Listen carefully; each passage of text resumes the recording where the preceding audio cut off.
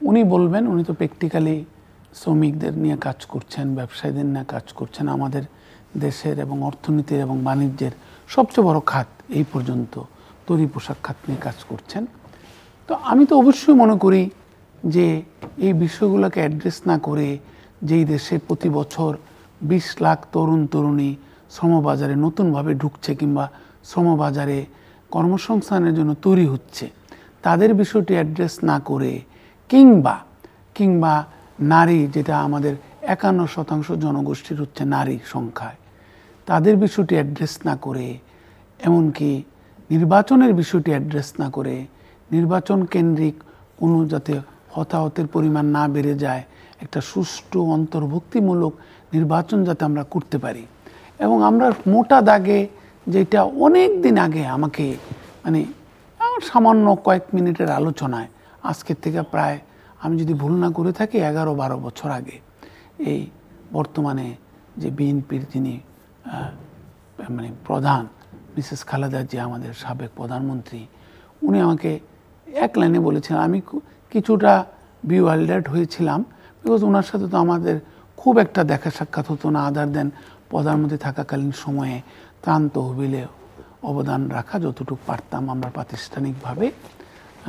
এভাবে একটু বিদেশিদের সাথে যখন কথা বলতেন উনি বিনিয়োগকারীদের, উনি আমাকে একবার বলেছিলেন আজকে থেকে প্রায় 14-15 বছর আগে, যে বিনিয়োগ না হলে কর্মসংস্থান হবে না, কর্মসংস্থান না হলে দারিদ্র্য বিমোচন হবে না।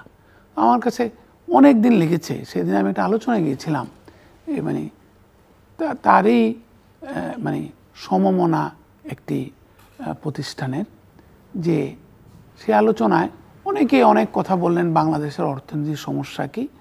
আমি সেখানে বলেছিলাম যে বিগত 10 বছর যদি বিশ্বব্যাংকের কান্ট্রি রিপোর্টগুলো আমরা খুলে দেখি, আমরা কিন্তু মোটামুটি সবাই জানি বাংলাদেশের সমস্যা কি, একটি উদীয়মান বিকাশমান অর্থনীতি হিসাবে।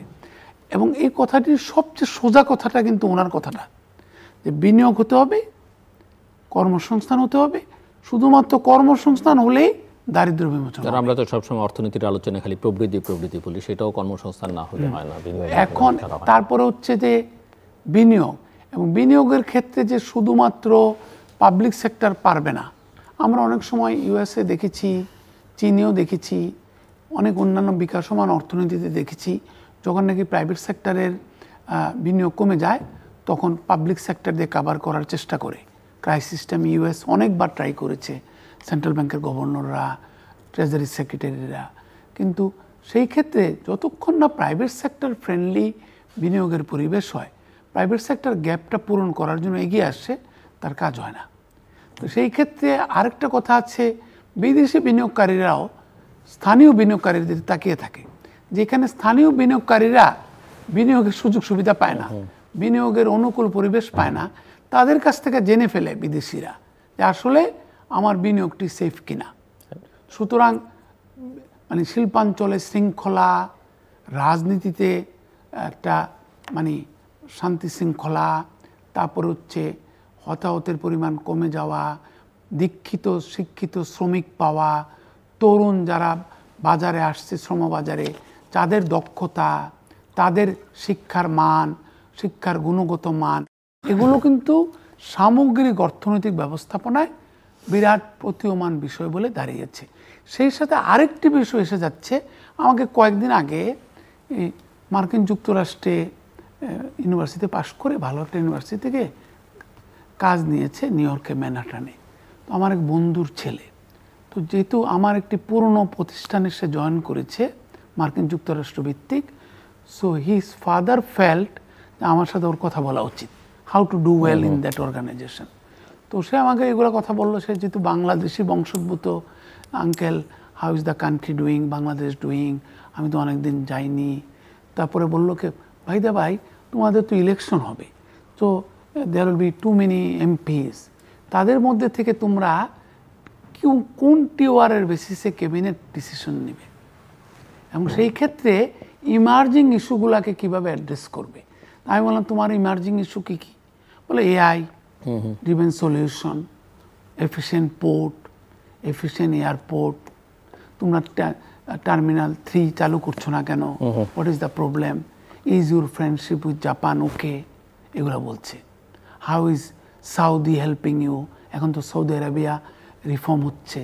আমি কিন্তু বুঝতে পারলাম, আপনারাও কিন্তু বুঝতে পারলেন ছোট্ট আলোচনার থেকে, যে ওই বাচ্চা ছেলেটাও প্রশ্ন করছে যে যদিও সে আমাদের সমবাজারে প্রবেশ করলে ভালো হতো, ভালো ইউনিভার্সিটিতে পাশ করেছে, কিন্তু যেহেতু মার্কিন যুক্তরাষ্ট্রে থেকেও দেশের কথা ভাবছে, সে জানতে চায় how do we decide who should become hour cabinet members out of the elected MPs.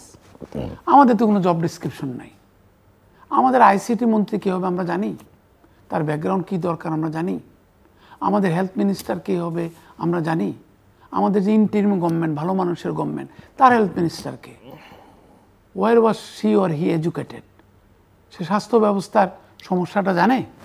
সমস্যা যদি না জানি, আমরা ছোট্ট অসুখের জন্য যদি এখন এবার কেয়ার হসপিটালে যাই, ডাক্তাররা ডিসিশন নিতে চায় না, রিস্ক নিতে চায় না, 3টা টেস্টে পাঠিয়ে দেয়। আপনি একটা লিপিড প্রোফাইল করে আনেন, আপনি একটা সিবিসি করে আনেন, হয়তো আপনি 60% ধারণা নিতে পারেন, দরকার ছিল না আপনার লিপিড প্রোফাইলের, দরকার ছিল না আপনার সিবিসির, ইয়াসআর, কিন্তু করায় নেই। 2টা কারণ, একটা ভাই না জেনে সিদ্ধান্ত নিতে চাই না, আর মালিকদের কাছে কি আমি একটা ব্যবসা জেনারেট করি, আমিও কিছু পাবো, স্টেক হোল্ডার। তো এখন আমরা সরকার গঠন করছি, আমরা ইউনিভার্সিটি দেখেন এইচএসসি রেজাল্ট, ইউনিভার্সিটিতে কারা বেরোচ্ছে, তাদের কথা বলার ধরন দেখেন, তাদের ইংরেজির মান দেখেন। তো আপনাদের তো ওনাদের যে গার্মেন্টস বিজনেস, ওনারা যাদের সাথে কাজ করে, জেসিপেনি, Walmart, সিয়ার্স, target, marks and Spencer, ওদের কাছে আমি যে একটু বেশি বেচে দিব, কীভাবে বেচবো? Am I adequately articulate?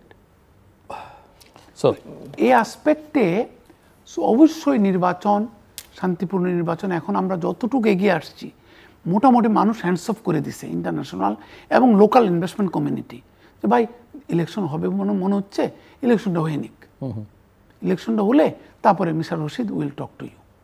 এখন আমরা পছন্দ করি আর না করি, আমাদের পেটে ভাত থাকুক আর না থাকুক, ওরা কিন্তু একটা পজিশন নিয়ে নিচ্ছে যে একটা ইলেকশন হোক। এখন ওনার ব্যবসাটা তো চলমান ব্যবসা, ওনার শ্রমিকদের তো বেতন দিতে হবে। এখন ওনার বায়াররাও যদি সিদ্ধান্ত নেয় ইলেকশনটা হোক, তাহলে ডিসেম্বর মাসে, জানুয়ারি মাসে, ফেব্রুয়ারি মাসে, যদি ফেব্রুয়ারি মাসে ইলেকশন হতে গিয়ে প্রচুর যদি অশান্তি হয়, বিশৃঙ্খলা হয়, শিল্পাঞ্চলে যদি আনরেস্ট হয়, how are you going to maintain the momentum of our production growth? Right. So mister Anwar Alam Chowdhury Parvez, আমি একটু যেটা বাংলাদেশের শ্রমিকদের জন্য নিরাপদ কর্ম পরিবেশ, মর্যাদাপূর্ণ অধিকার নিশ্চিত করবার জন্য বাংলাদেশ আইএলও সনদে স্বাক্ষর করেছে, নিঃসন্দেহে একটা পজিটিভ দিক। তবে এই প্রতিশ্রুতিগুলো বাস্তবায়নের ক্ষেত্রে কী ধরনের চ্যালেঞ্জ আছে বলে আপনি মনে করেন, সেগুলো মোকাবেলার জন্য কী ধরনের পদক্ষেপ নেওয়া উচিত, এবং একজন এমপ্লয়ার হিসেবে আপনি আসলে এই ইস্যুটাকে কীভাবে অ্যাড্রেস করতে চান?